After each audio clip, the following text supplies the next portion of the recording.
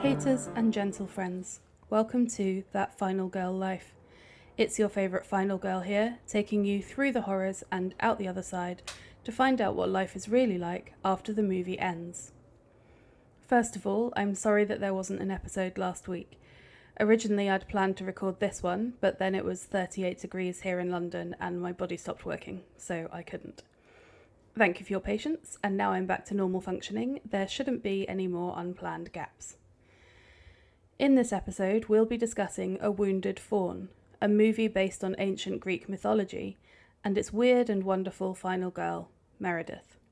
Please be aware that there will be spoilers throughout the episode. In this episode, I'll be talking about rape, sexual assault, being stuck in an isolated cabin with a scary man, rape videos being shared, intergenerational trauma, the Aboriginal Australian stolen generations, and of course, PTSD. Ready? Grab your weekend bag and ignore all the red flags on the way as we drive out to your date's cabin and settle in to discuss A Wounded Fawn.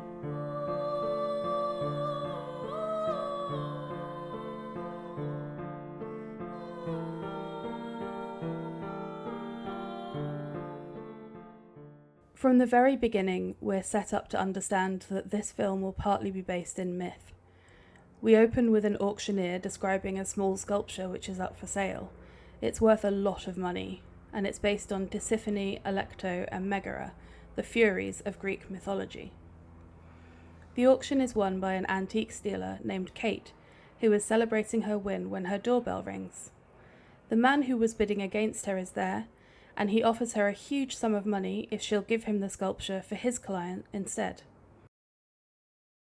Naturally, once he's inside her house, he kills her instead and steals the sculpture. We then see the same man take Meredith, our final girl, away for a weekend at his cabin. Meredith works at an antiques dealership, and it's passed through their dealership on the way to the auction, so she has personally valued the sculpture and understands how much it's worth.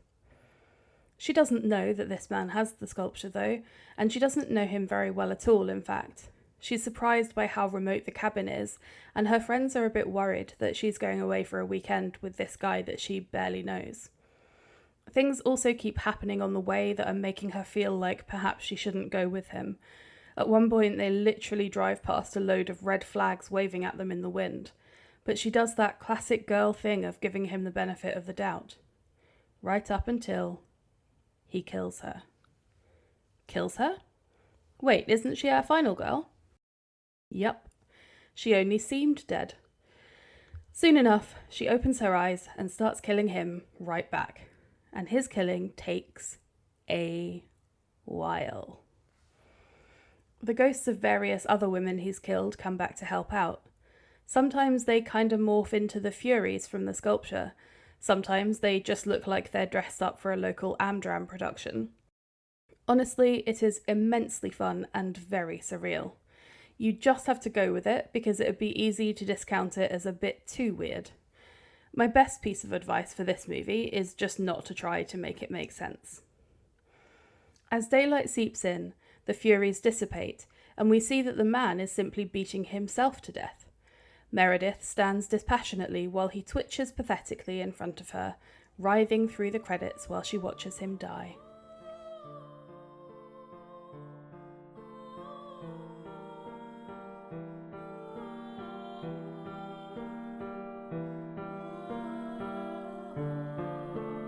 I will say, I felt that this film was a bit long, particularly given how quickly I summed up its main points just now. Artsy movies have that reputation though, and this was an artsy movie through and through, but I still feel it could have cut a solid 20 odd minutes and not really lost anything important. Something I will mention, but don't want to spend loads of time on, is that it's left ambiguous whether he actually wants to be killing all these women. Strange, folkloric-looking owl-like creatures appear just before he does it, and at times he seems to be trying to resist. But the fact remains that he does kill the women, and this is not a let's find excuses for men's bad behaviour podcast, but rather a let's look at how cool final girls are podcast. So, let's pick out some themes, shall we? What was Meredith's life like at the beginning of the story, and what's it going to be like now that the movie has ended? Towards the beginning, we learn that Meredith has recently left an abusive ex and has been seeing a therapist to process her experiences. During one of the sessions, when the therapist asks what Meredith has learned, she replies, "I've learned not to absolve a man for his transgressions against me." This is a lesson she very much demonstrates that she's taken to heart during the rest of the movie. The thing is, though, that society as a whole is pretty good at absolving men and making victims pay over and over again for the crimes of their perpetrators. Like with Nikki in Obsession, whom we spoke about in episode 4, Meredith might well end up going to prison for killing the man who took her to his cabin to murder her. However, there's a little more leeway for her to argue with than there was with Nikki. For one thing, the final scene of the movie makes it unclear whether she was actually doing the killing, or if he was killing himself. Indeed, one obvious read is that Meredith did die when he killed her early on in the film, and it's her vengeful spirit, along with those of his other victims, watching him writhe himself to death as the credits roll. Assuming for the sake of simplicity that she is in fact alive at the end of the movie, however, she still has more wiggle room than Nikki did to mount herself a defence, particularly given that he's killed before and the corpses of his previous victims are buried at the cabin. Few juries would refuse a self-defence plea in Meredith's case, I think.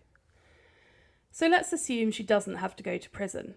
She'll still have to go through a whole bunch of legal stuff though, including probably a trial, and it will undoubtedly all come out in the press, and people will know about it, and her job is a high-profile one where she deals with very rich people who probably won't want their pristine lives sullied by association with a victim of a heinous crime. Which, yes, is an actual thing we have to deal with in society, because society still shames victims more than perpetrators. Meredith is going to lose a lot in the whole legal process, probably including her job. But she might be able to keep her career to some degree, for example by going freelance and downgrading the level of commission or amounts of money she's working with. She had good friends at the beginning of the film, and if they stick with her, then she'll hopefully have enough of a support network to keep her going. Besides the outside prejudices, however, Meredith will also have to contend with her own feelings about her job.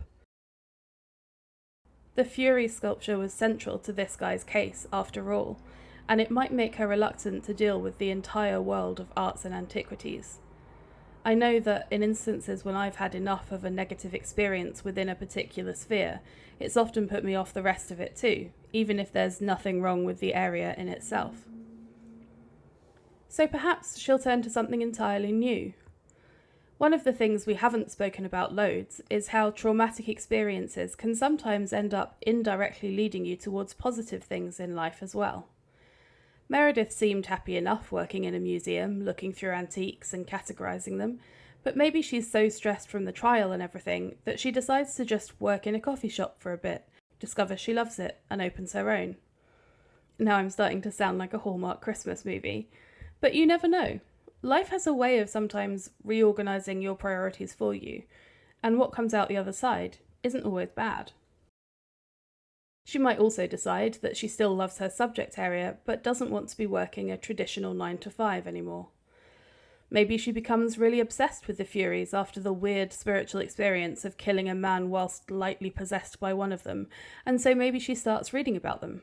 Maybe she realises just how fascinating they are and applies for a PhD. I wondered too about the spiritual or dreamlike element to all of this. There are parts of the movie which are obviously not literally happening in quite the way they're playing out on screen, and then there are other parts which are left more ambiguous, including who actually dies and when. Meredith brings a record with her for the weekend with a cover that references LSD. There's definitely a trippy vibe throughout. At one point in my notes I wrote, "It's like promising young woman on acid." I wonder if she'll go chasing that powerful feeling again. If she does, then the way in which she chases it will depend on what she's attributed it to. That could be a lot of things, the most positive one being her own badassery. But she could also decide it's been some kind of spiritual experience, become obsessed with the Furies, and if not join a weird cult, at least become a bit witchier than she was before. Nothing wrong with that, obviously. I'd be a massive hypocrite if I claimed otherwise. But like we discussed in the first episode when we talked about Danny from Midsummer, once something has rescued you from a particularly awful experience, it can be difficult to pull yourself away from it afterwards. Trauma is called trauma because of how it changes us. It leaves an indelible mark on our lives. And even if that mark has some good consequences, and even if we, quote unquote, get over the trauma in some way, it's still going to impact our future in a way that something that doesn't count as truly traumatic won't. I guess the worst case scenario for Meredith would be if she decided it was whatever drugs she'd taken that had given her the power, and so she sought them out again and kept taking them and then became some kind of junkie serial killer of men. Not going to lie though, that is a sequel I would watch. But I think that's not very realistic. Meredith is level-headed enough and frankly privileged enough to probably be able to pick herself up and carry on. One of the more positive things that traumatic experiences can do is make it easier to change your life afterwards. A lot of the time, what keeps people stagnant in situations they don't love is this golden cage of comfort. If things are kind of okay and you know they could be better, then yes, you might have to deal with the nagging existential discomfort that gnaws away at you when you wake in the middle of the night. But if it's only unsatisfying, then it's hard to summon up the guts to take a risk. What if you jump and fall while you're trying to change it all? But when you've already lost everything, or when you've had a sudden brush with realizing that life might genuinely end at any moment, it sometimes becomes easier just to bite the bullet and do what you've been wanting to do. Meredith's experience will make her realise how easy it is to go from feeling a bit uncomfortable to dying on someone's floor, and that might well be the spark she needs to jump forward into the rest of her life with more vigour than she's previously applied. I don't want to sound like I'm trying to paint trauma in a positive light though. Obviously, it messes us up in various ways too. And one thing I don't think we've talked about yet on this podcast is how the patriarchy makes it easy for quote-unquote normal men to act in ways that are suspiciously well aligned with how rapists and murderers act, and how therefore women have to be super careful, but also pretend not to be being careful for fear of embarrassing men, because an embarrassed man can quickly become a murderous one. We can see this playing out just after the dinner scene in the movie. Following one too many spooky experiences, Meredith suggests they leave the cabin. She wants to drive back to the city and suggests staying at one of their places instead. He says no, visibly annoyed with her. "We're completely alone out here," he tells her, as if that's meant to be reassuring. "I know," she replies. "That's the problem." "You don't want to be alone with me?" He's incredulous, despite the fact that he is looming closer to her whilst holding a large knife.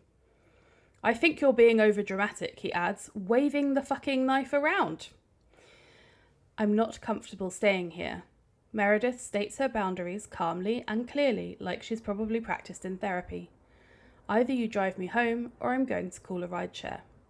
"Fine." He doesn't mean it though. While she goes to pack, he goes downstairs to work out how to kill her. Because that's the thing, you can be the calmest, least so-called hysterical, most boundaried woman in the world, and he'll still kill you because you gave him an owie in his feels. Honestly, they call us emotional. Prior to this, Meredith has done a lot of work in therapy to understand what her boundaries are and work out how to put them in place. Whilst she completes this movie as a total badass, once the adrenaline has worn off, she'll probably be feeling shaky and uncertain. We are so good at questioning ourselves. Did I tell him properly? Maybe I was too harsh. Maybe I offended him. I've heard of people thinking these things while they are being attacked. What if it's my fault? Fuck that, it's not. But our brains sometimes insist on telling us that, even years later. When Meredith gets into a new romantic relationship, she'll have a lot to work through, especially if it's with a man. In the meantime, she might find that even her day-to-day interactions are affected. A delivery guy who's a bit short with her, a taxi driver who seems a bit off. All sorts of everyday situations contain power dynamics in which Meredith will statistically be the more vulnerable party. and those will be tinged with a level of threat that she was unaware of before. She also probably won't want to tell people what's going on in those moments because that would render her even more vulnerable.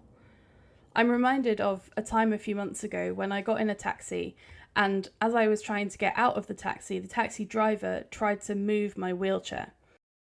It's a power wheelchair, which means that if I am driving it, nobody else can move it. I love this feature. But quite often when you're backing out of a taxi, you have to go down the ramp backwards, which obviously makes it difficult to kind of work out exactly how to align yourself. This means that a lot of the time, taxi drivers will get into the car with me and try to pull me back down the ramp or guide the chair as it goes. Now, usually when I say, oh, it's okay, it won't let you do that while I'm driving it, they get the hint and get out again. But this one guy didn't, and he was like, oh no, I want to help you, I want to guide you down the ramp. So I said, okay, well, would you mind going outside and standing at the bottom of the ramp and then just telling me where I'm aligned? And he said, oh no, I won't do that, I'll just walk behind you and tap you on the right or left shoulder depending on which way you need to move your wheels. And what I didn't want to say is that I really don't like men touching me, especially men I don't know touching me from behind when I'm in a vulnerable position in the first place.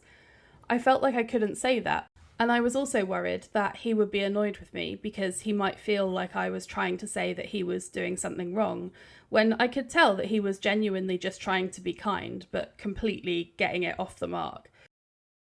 So Meredith will probably find that with various situations in her life, where she can't exactly tell someone why she's afraid of a situation or why she doesn't want them to do something, without either sounding really weird and super paranoid or telling them the entire story that she doesn't want to tell them because it's way too personal and vulnerable.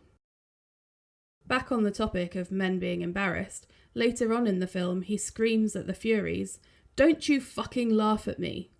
It reminded me of that often shared quote about men being afraid that women will laugh at them, whilst women are afraid that men will kill them.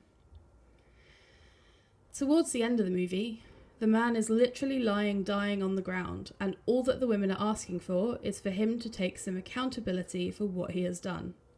He will not do it, even though his refusal is killing him. That's the kind of stubbornness you don't tend to believe in until you've seen it play out in front of your very eyes. And something happens to you, I think, when you've been exposed to the reality of just how fragile the male ego can be. When you've made an offhand comment and been knocked unconscious for it, or you've responded less than enthusiastically about something and ended up bleeding as a result. Robert Webb, in his excellent memoir, How Not to Be a Boy, talks about how men are encouraged not to have any emotion other than anger, and therefore they often use anger to cover up all sorts of other feelings like sadness and shame. He suggests a game in which you watch TV and drink every time a man reacts in anger when another emotion would be more appropriate. I've never tried it, but apparently you get quite drunk quite quickly. You might be able to hear the cat, I'm sorry. Further proof that we are not AI in this household. So yes, the patriarchy hurts men as well. It's no wonder that male rates of suicide are so much higher than for other genders. Imagine never being allowed to properly express a feeling for your whole life. This is, for sure, something we need to work on as a society. But final girls often are demonstrating the one emotion that women aren't really supposed to show, which, funnily enough, is also anger. At one point I wrote in my notes, she's not just a woman anymore, she's now the embodiment of proportionate rage. And that's the thing. I think it's entirely proportionate to feel murderous rage towards someone who has attempted to murder you. All too often, that rage gets pushed down inside for years and years with nowhere to go, causing all sorts of problems. Either that, or it finds targets in people who don't deserve it. The level of abuse perpetrated by my grandmother against her children finally made some kind of sense to me once I learned that she was part of the Aboriginal Australian stolen generations. These were children who were ripped from their homes and parents, treated horrifically, and trafficked abroad to live with white Europeans who had decided they wanted a cute black baby. Often these parents weren't exactly legit themselves. My grandmother, for example, was married off to a friend of her white European guy. What do I even call him? He's not her adoptive father, he stole her, but he stole her in a way that was technically state sanctioned and therefore legal at the time. Is there even a word for that? Kidnapper, I guess. Anyway, when she was 19, she was married off to a 53-year-old friend of his. She had a whole bunch of kids with a 53-year-old, and she treated them so badly that I'm surprised most of them survived.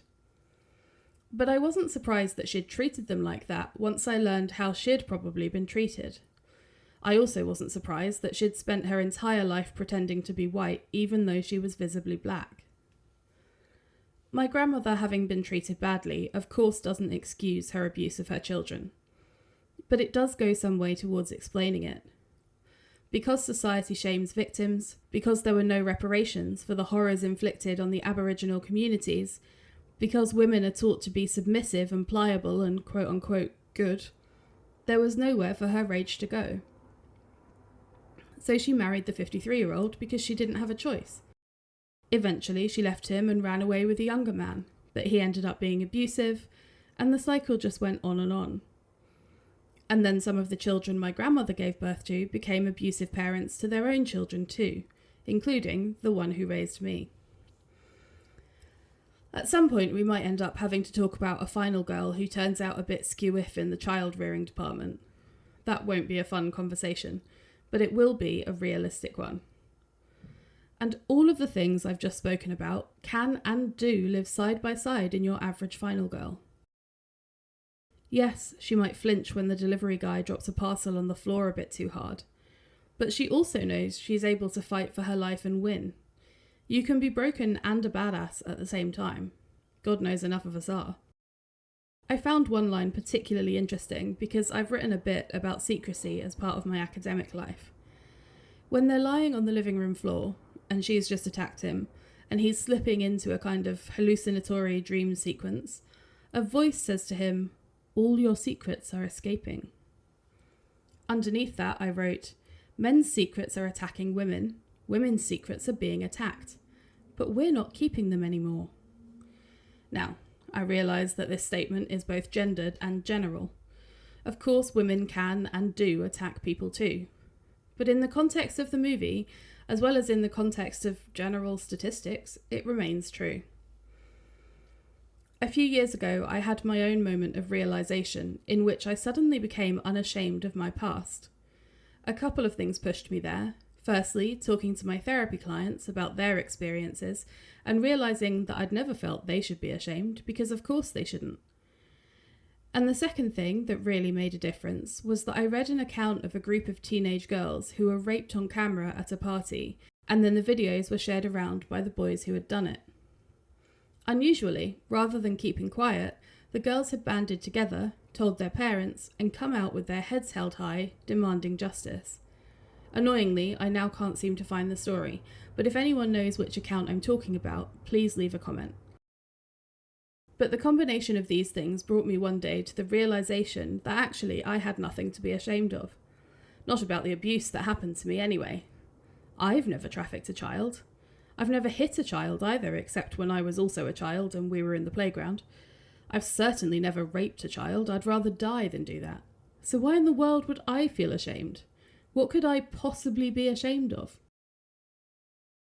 Realising this made this huge well of rage suddenly open up inside me when I recognised how much of my life I'd spent hiding and apologising for nothing. Now, obviously I'm not saying I've never done anything wrong. Of course I have. There are things I'm appropriately sorry about, things that bring up appropriate feelings of guilt when I think about them. But the level of shame I felt for being a victim of horrific abuse was much larger than the level of shame my abusers felt, which, as far as I could tell, was zero. And thinking about it, I realise society plays into that in a way that's hinted at in the sentence about secrets, which comes out during the dreamlike sequence in A Wounded Fawn. We're finally starting to inch towards a point in society where women are going, "No, actually, you can't treat us like that and expect to get away with it. We're not keeping your secrets anymore." And look what's happening in response. An entire movement of men who want to take our rights away, want us dead or dormant, items to fuck and vessels to baby bear. Correspondingly, unfortunately, an entire subset of cis women are taking out their understandable feelings of fear, anger, and despair on trans people, a population even more vulnerable than we are as cis women. Honestly, the world is exhausting. But I wonder, especially if Meredith's experience has sparked some interest about the Furies, whether eventually she'll become someone who absolutely refuses to keep quiet anymore. Maybe she'll carry a bit of that capital F fury with her and use it appropriately to defend people who need it even more than she did. Be the person you needed in your most desperate moments. I think that's one of the best things a final girl can do. A Wounded Fawn was directed by Travis Stevens and came out in 2022. Our final girl Meredith was played wonderfully by Sarah Lind. You can follow the podcast on Instagram at ThatFinalGirlLife or support us on patreon.com/ThatFinalGirlLife. If you have any suggestions for future episodes, you can email them to thatfinalgirllife@gmail.com.